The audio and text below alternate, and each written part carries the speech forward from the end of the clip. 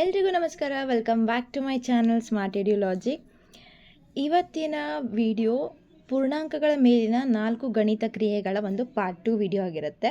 So ನೀವೇನಾದರೂ ನವೋದಯ ಎಕ್ಸಾಮ್ಗೆ prepare ಆಗ್ತಾ ಇದ್ದರೆ ನನ್ನ ಚಾನಲ್ನ ಪ್ಲೀಸ್ ಸಬ್ಸ್ಕ್ರೈಬ್ ಮಾಡ್ಕೊಳ್ಳಿ. ಬಿಕಾಸ್ ನಾನು ನವೋದಯಕ್ಕೆ ಸಂಬಂಧಪಟ್ಟಂತಹ ಒಂದಿಷ್ಟು ಕ್ವೆಶನ್ಸ್ನ ಅಥವಾ ಅದ್ರ ಮೇಲೆ ವಿಡಿಯೋಸ್ನ ಮಾಡ್ತಾ ಇರೋದ್ರಿಂದ ಸೊ ನಿಮಗೂ ಹೆಲ್ಪ್ ಆಗುತ್ತೆ. ಸೊ ಯಾರಾದರೂ ಹೊಸದಾಗಿ ನೋಡ್ತಾ ಇದ್ದರೆ ಪ್ಲೀಸ್ ನನ್ನ ಚಾನಲ್ನ ಸಬ್ಸ್ಕ್ರೈಬ್ ಮಾಡ್ಕೊಳ್ಳಿ ಅಂತ ಹೇಳ್ತಾ, ಲಾಸ್ಟ್ ವಿಡಿಯೋದಲ್ಲಿ ನಾನು ನಿಮಗೆ ಗಣಿತದ 4 ಮೂಲ ಕ್ರಿಯೆಗಳನ್ನ ಪರಿಚಯ ಮಾಡಿಕೊಟ್ಟಿದ್ವಿ, ಅದ್ರ ಬಗ್ಗೆ ಓದ್ಕೊಂಡಿದ್ವಿ. ಅದು ಸಂಕಲನ, ವ್ಯವಕಲನ, ಗುಣಾಕಾರ, ಭಾಗಾಕಾರ, ಹಾಗೆ ಒಂದಿಷ್ಟು ಕ್ವೆಶನ್ಸ್ನ ನಾವು ಡಿಸ್ಕಸ್ ಮಾಡಿದ್ವಿ. ಲಾಸ್ಟಲ್ಲಿ 2 ಕ್ವೆಶನ್ಸ್ನ ನನಗೆ ಕಮೆಂಟ್ ಮಾಡಿ ಅಂತ ಆನ್ಸರ್ ಮಾಡಿದ್ದೆ. ಸೊ ನೀವೇನಾದರೂ ಅದಕ್ಕೇನಾದರೂ ಆನ್ಸರ್ ಗೊತ್ತಾಗಿಲ್ಲ ಅಂದರೆ ಈ ವಿಡಿಯೋದಲ್ಲಿ ನಾನು ಅದನ್ನು ಎಕ್ಸ್ಪ್ಲನೇಷನ್ ಹೇಳ್ತಾ ಇದ್ದೀನಿ. ಸೊ ನೋಡೋಣ.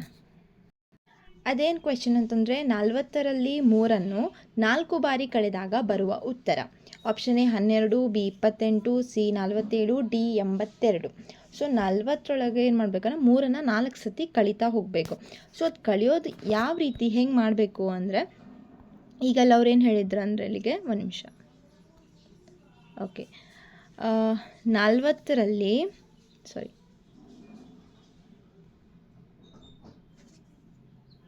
3 4 ಬಾರಿ ಕಳಿಬೇಕು ಅಂತ ಹೇಳಿದ್ದಾರೆ.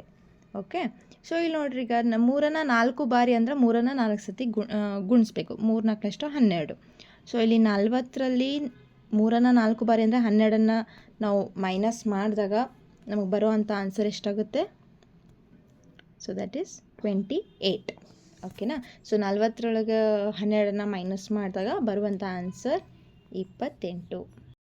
ಇದೊಂದು ಸಿಂಪಲ್ ಕ್ವೆಶನ್ ಆಗಿತ್ತು. ಸೊ ನೆಕ್ಸ್ಟ್ ಕ್ವೆಶನ್ ನೋಡೋಣ. 62ರಲ್ಲಿ 7 ಎಷ್ಟು ಬಾರಿ ಕಳೆದಾಗ 48 ಬರುತ್ತದೆ? Option A 2, B 3, C 1, D 4. ಫಸ್ಟಿಗೆ ನಾನು ಏನು ಮಾಡ್ತೀನಿ, 62ರಲ್ಲಿ 1 ಸತಿ ನಾವು 7 ಕಳೆದಾಗ ಎಷ್ಟು ಬರ್ತದೆ ನಮ್ಗೆ ಆನ್ಸರು? 55. ಓಕೆ, 55. ಅವ್ರೇನು ಕೇಳಿದ್ರು ಇಲ್ಲಿ, ಎಷ್ಟು ಸಾರಿ ಕಳೆದಾಗ 48 ಬರುತ್ತದೆ. ಸೊ ಅಗೇನ್ 1 ಸತಿ ಕಳೆದ್ರೆ 55 ಬಂತು.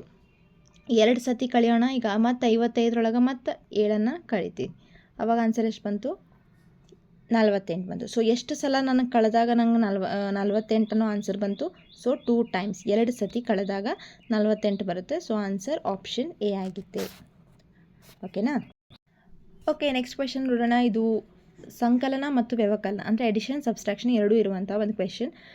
ಇಲ್ಲಿ ನೋಡಿ, 56,347 ಪ್ಲಸ್ 23,786 ಮೈನಸ್ 39,480. ಇದ್ರದ್ದು ಆನ್ಸರ್ ಎಷ್ಟು ಬರುತ್ತೆ ಅಂತ ಕೇಳಿದ್ದಾರೆ. ಓಕೆನಾ? ಸೊ ಈಗ ಇದನ್ನು ನಾವೇನು ಮಾಡಬೇಕು, ಫಸ್ಟು ಇವೆರಡೂ ಪ್ಲಸ್ ಮಾಡಬೇಕು. ಬಂದ ಆನ್ಸರಲ್ಲಿ ಇದನ್ನು ಮೈನಸ್ ಮಾಡಬೇಕು. ಓಕೆ, ಸೊ ಈಗ ನೋಡೋಣ ಯಾವ ರೀತಿ ಆಗ್ತದಂತ. ಫಸ್ಟ್ ಏನೈತಿಲ್ಲಿ, 56,347 ಪ್ಲಸ್ 23,786. ಇವನ್ನೆರಡು ಪ್ಲಸ್ ಮಾಡಿದಾಗ ಆನ್ಸರ್ ಎಷ್ಟು ಬಂತು? ಓಕೆ, ನಮಗೆ ಬಂದಿರೋವಂಥ ಆನ್ಸರು 80,133. ಇದರಲ್ಲಿ ನಾವು ಅಗೇನ್ ಏನು ಮಾಡಬೇಕು, 39,480 ಮೈನಸ್ ಮಾಡಬೇಕು. ಓಕೆ, ಈ ರೀತಿ ಮೈನಸ್ ಅಂತ ಮಾಡ್ಕೊಂಡಾಗ ನಮ್ಗೆ ಆನ್ಸರ್ ಎಷ್ಟು ಬರುತ್ತೆ ಅಂತಂದು ಹೇಳಿ ನಾವಿಲ್ಲಿ ನೋಡ್ಕೋಬೇಕು.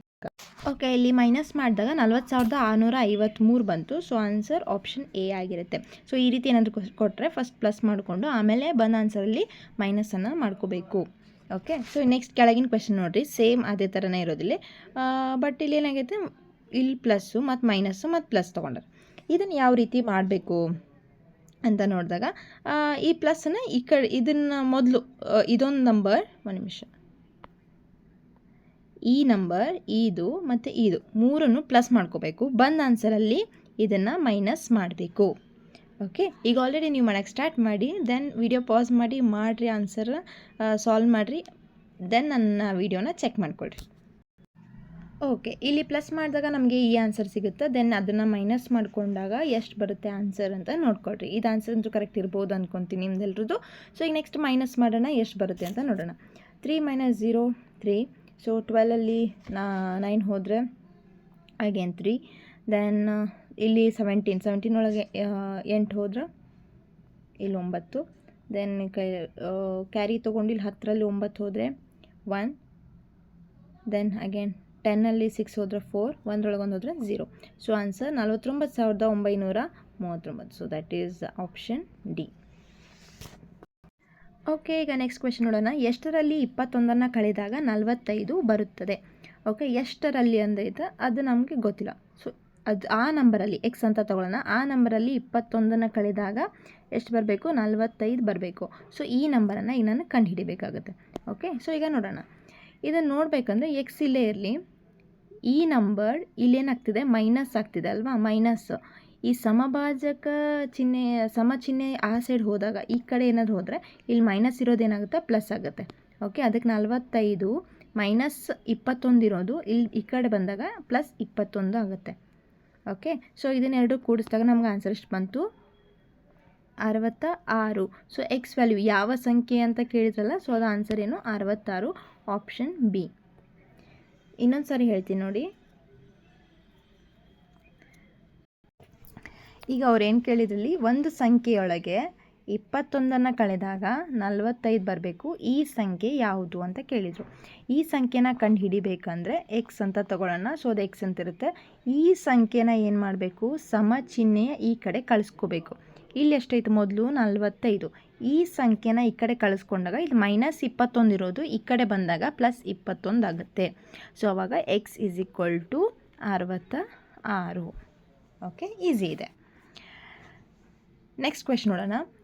110ರಲ್ಲಿ ಎಷ್ಟನ್ನು ಕಳೆದಾಗ 49 ಬರುತ್ತದೆ? ಓಕೆ, ಇದನ್ನು ಬರ್ಕೊಳ್ಳೋಣ ಯಾವ ರೀತಿ ಅಂತ. 110ರಲ್ಲಿ ಎಷ್ಟನ್ನು ಕಳೆದಾಗ, ಈ ನಂಬರ್ ಗೊತ್ತಿಲ್ಲ, ಎಕ್ಸ್ ಅಂತ ಇಟ್ಕೊಳ್ತೀನಿ, ಅದರಲ್ಲಿ 49 ನಮ್ಗೆ ಆನ್ಸರ್ ಸಿಗುತ್ತೆ.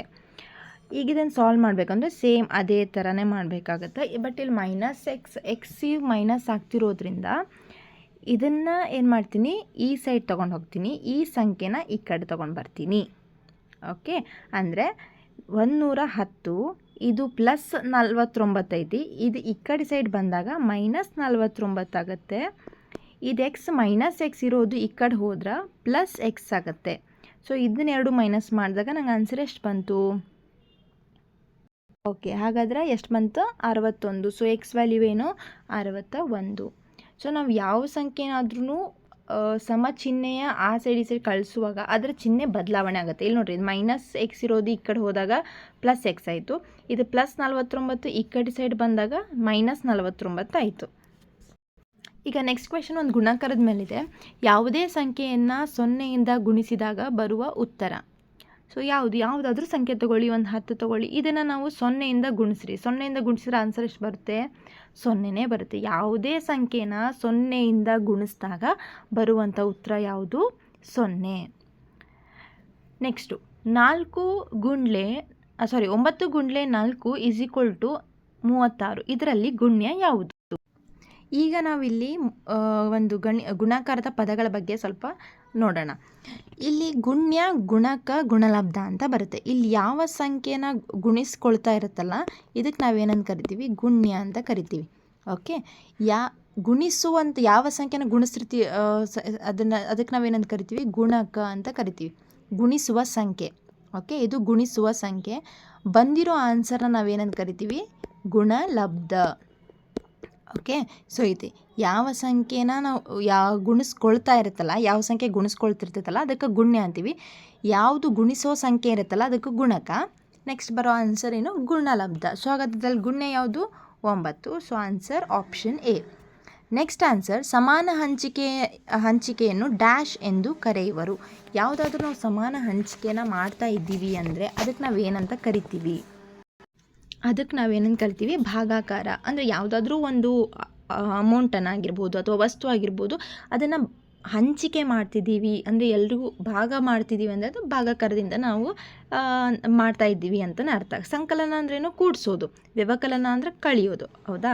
ಸೊ ಗುಣಾಕಾರಕ್ಕೂ ಭಾಗಾಕಾರಕ್ಕೂ ನಾವಿಲ್ಲಿ ಕನ್ಫ್ಯೂಸ್ ಆಗಬಾರ್ದು. ಹಂಚಿಕೆಯನ್ನು ಮಾಡೋದಕ್ಕೆ ಭಾಗಾಕಾರ. ಓಕೆ, ಸೊ ಗುಣಾಕಾರ ಅಂದ್ರೇನು? ಒಂದು ಅಮೌಂಟ್ ಕೊಟ್ಟಿರ್ತಾರೆ, ಇಷ್ಟು ಮಂದಿ ಕೊಟ್ಟರೆ ಎಷ್ಟಾಗುತ್ತೆ ಈ ಥರ ಕೇಳಿದಾಗ ಗುಣಾಕಾರ ಅಂತ ಹೇಳ್ಬೋದು. ನೆಕ್ಸ್ಟ್ ಬರೋದು ಗುಣಾಕಾರದ ಅನನ್ಯತಾಂಶ ಯಾವುದು?